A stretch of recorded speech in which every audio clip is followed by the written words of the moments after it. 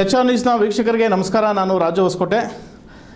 April 4, 5, 6ರಂದು ಅದ್ದೂರಿಯಾಗಿ ನಡೆಯುವಂತಹ ಕುರುಬರ ಜಾತ್ರಾ ಮಹೋತ್ಸವ ಕಾರ್ಯಕ್ರಮದ ಅಂಗವಾಗಿ ಬೆಂಗಳೂರು ಗ್ರಾಮಾಂತರ ಜಿಲ್ಲೆ ಹೊಸಕೋಟೆ ತಾಲೂಕಿನ ಹನಗೊಂಡಹಳ್ಳಿ ಹೋಬಳಿಯ ಸಮೇತನಹಳ್ಳಿ ಗ್ರಾಮಕ್ಕೆ ಇಂದು ಭಂಡಾರಪೆಟ್ಟಿಗೆ ಹಾಗೂ ಬಸವ ಎತ್ತನ್ನು ಕರೆಸಿ ಗ್ರಾಮಸ್ಥರು ಕುರುಬ ಸಮುದಾಯದ ಗ್ರಾಮಸ್ಥರು ಗ್ರಾಮಕ್ಕೆ ಕರೆಸಿ ವಿಶೇಷವಾದ ಪೂಜೆಯನ್ನು ಬಸವೇಶ್ವರ ದೇವಸ್ಥಾನದಲ್ಲಿ ಹಮ್ಮಿಕೊಳ್ಳಲಾಗಿತ್ತು. ಇನ್ನು ಇದೇ ಸಂದರ್ಭದಲ್ಲಿ ತಲೆ ಮೇಲೆ ತೆಂಗಿನಕಾಯಿ ಇಡುವಂತಹ ಪವಾಡವನ್ನು ಹಮ್ಮಿಕೊಂಡಾಗಿದ್ದು, ಪ್ರತಿ ಮನೆಗೆ ಕುರುಬ ಸಮುದಾಯದ ಸುಮಾರು 15ರಿಂದ 20 ಕುಟುಂಬಗಳಿರ್ತಕ್ಕಂಥ ಮನೆಗೆ ಭಂಡಾರಪೆಟ್ಟಿಗೆಯನ್ನು ವಿಶೇಷವಾಗಿ ತರಿಸಿ ವಿಶೇಷ ಪೂಜೆಯನ್ನು ಸಲ್ಲಿಸಲಾಯಿತು. ಇನ್ನು ಇದೇ ಸಂದರ್ಭದಲ್ಲಿ ವೀರಗಾಸೆ, ಡೊಳ್ಳು ಕುಣಿತ, ಪವಾಡಗಳನ್ನು ಹಮ್ಮಿಕೊಳ್ಳಲಾಗಿತ್ತು.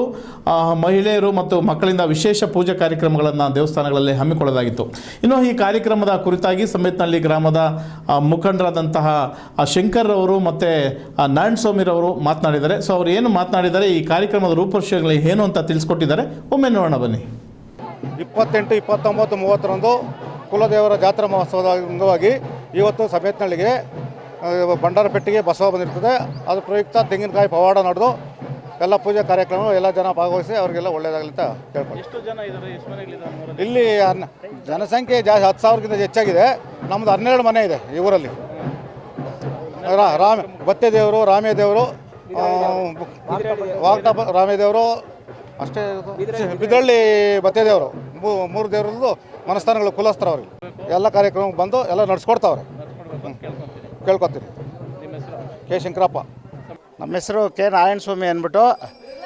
ದಿನಾಂಕ 28, 29ರಂದು ಹಾಲುಮತಸ್ಥ ಕುಲದೇವರುಗಳು ನಡೆಯುವುದರಿಂದ ತಾವೆಲ್ಲರೂ ಆಗಮಿಸಿ ಸುಸೂತ್ರವಾಗಿ ನಡೆಸ್ಕೊಡ್ಬೇಕಂತ ತಮ್ಮಲ್ಲಿ ಮನವಿ ಮಾಡ್ತೀವಿ.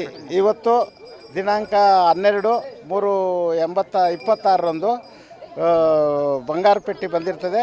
ಅಂದ ದೇವರ ಕಾರ್ಯವನ್ನು ನಾವು ಎಲ್ಲ ದೇವಸ್ಥಾನಗಳ ಮುಂದೆ ಮಾಡಿರುತ್ತೇವೆ. ಬಸವೇಶ್ವರ ದೇವಸ್ಥಾನ, ಮಾರೇಮ್ಮನ ದೇವಸ್ಥಾನ, ಕನಕ ದೇವಸ್ಥಾನ ಮತ್ತು ಕಾಯಿ ಹೊಡೆದು ಪವಾಡ ಸಹ ಮಾಡಿರುತ್ತೇವೆ. ನಾರಾಯಣಸ್ವಾಮಿ.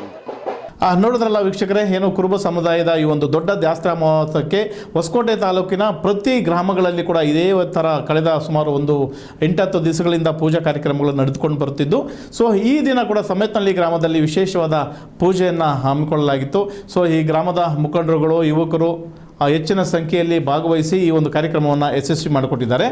ಸೊ ಮುಂದಿನ ಏಪ್ರಿಲ್ 4, 5, 6ರಂದು ಸಮಸ್ತ ಕುಲಬಾಂಧವರೆಲ್ಲ ಈ ಪೂಜಾ ಕಾರ್ಯಕ್ರಮದಲ್ಲಿ ಭಾಗಿಯಾಗಬೇಕು ಅಂತೇಳಿ ಗ್ರಾಮಸ್ಥರು ಮನವಿಯನ್ನು ಮಾಡಿದ್ದಾರೆ.